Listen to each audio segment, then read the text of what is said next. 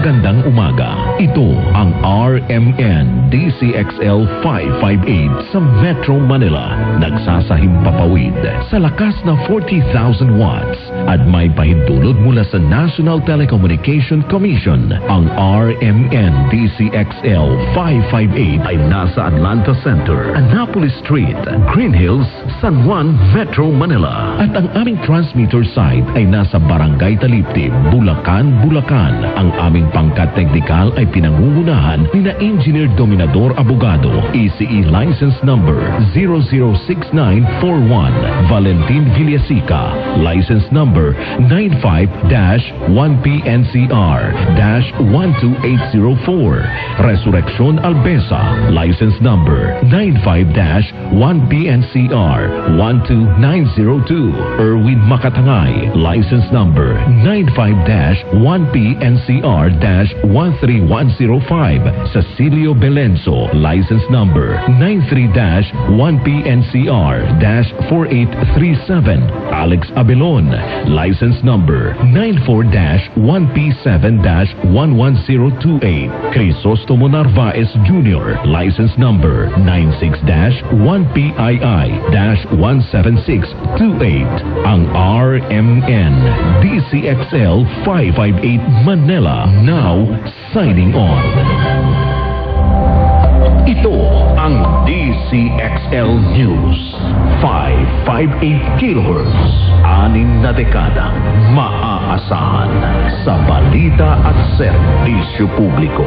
Ang himpilan ng RMN Network sa Mega Manila. Live sa radio at online. Radyoman, come in. Mula po sa RMN Broadcast Studios, Atlanta Center, Manila.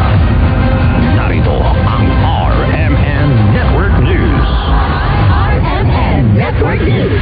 Nandito tayo ngayon sa Ilagang Wala po ibang reporter dito, kundi sa lugar, pero aris nagyapon kita dito. Radyoman, live ba dito? Galing makinig sa mga himpilan ng RMN Networks para lagi kang una sa mga balita at impormasyon, lalo na sa mga probinsya at maging sa labas ng bansa. RMN Network News.